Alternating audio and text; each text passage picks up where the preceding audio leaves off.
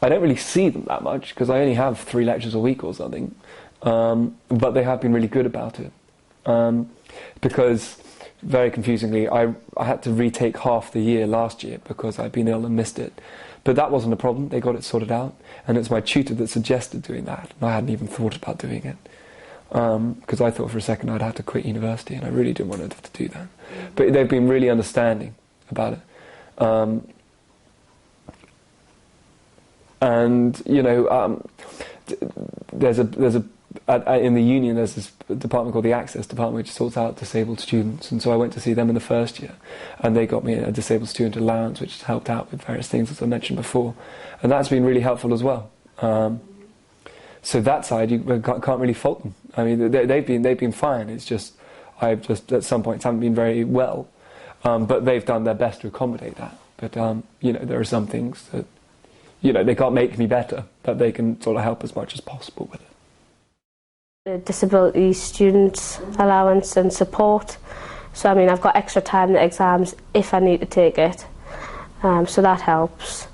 And there's always something there, like, to help you along, especially at uni. They kind of go out the way just in case. Like, there's special things where if I can't make it to a lecture, I'm not well, my tutor knows, and he's passed email all my lectures, so they'll forward all the information.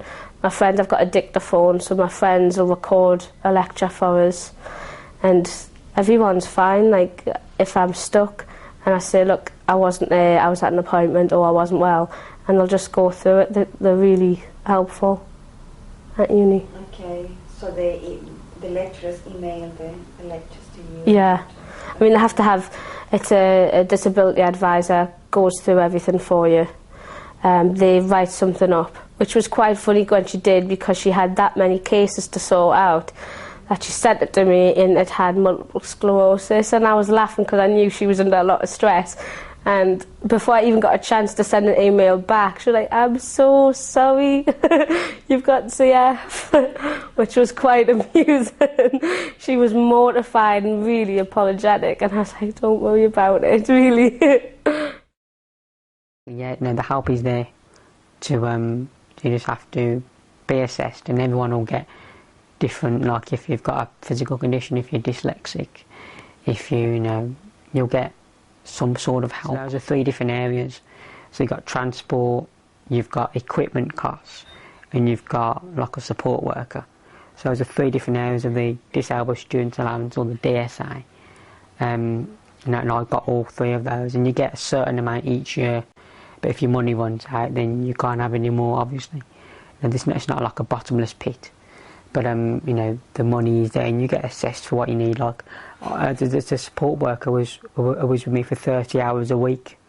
So obviously, if I exceeded that, you can't exceed that. So I had the 30 hours from that week. I had the laptop, which was at home, and I had the transport provided 5 days a week. Like, I got extra time in exams, you know, to write, or we can have a writer for you in the exams. That was all through the DSA.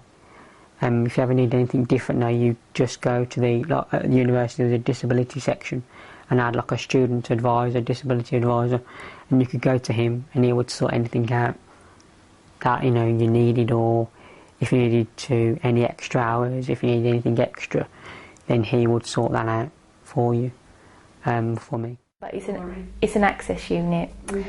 And they help people in university, and I didn't really see myself as having like a disability. I just thought, oh, I was just Elizabeth and I had a bit of scoliosis, and they encouraged me to apply for disabled students allowance, and I was quite a bit put off because I thought, disabled, I'm not in a wheelchair, you know, alright, I can't walk sometimes, but I can walk most of the times. But I think it was coming over, I think applying for the disabled students allowance, it was the best thing I ever did, because I got specialist seating, I got a seat insert that I could sit in my lectures. The lecturers, they were a lot more understanding. I used to get up and take a break, they was fine. They provided a dictaphone as well, so if I had to pop out for a few minutes to have a stretch, they used to record the lectures, so that was no problem. I used to get extra exam time, so I could get up and have a stretch and it wouldn't impact on my work, it was just such a relief, because I did my first set of exams when I was there with none of the extra time, and I used to come out, I used to be really in a lot of pain, and it used to take me about 2 or 3 days to get over it. And my university, they also paid for me to have a computer at home.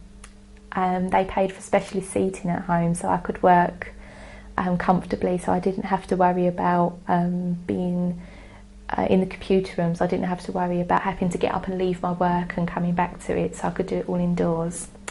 And they used to pay for photocopying allowance, so I didn't have to take the whole book home. And I used to get an internet allowance, so I could access the journals online, so I didn't have to go into the library at university. But they was just brilliant. I couldn't have asked for more, really. It was really easy. It was an easy process. I don't know why I didn't do it before. I just think I was so big-headed. I just didn't want to accept the help because I was so used to coping and being quite independent.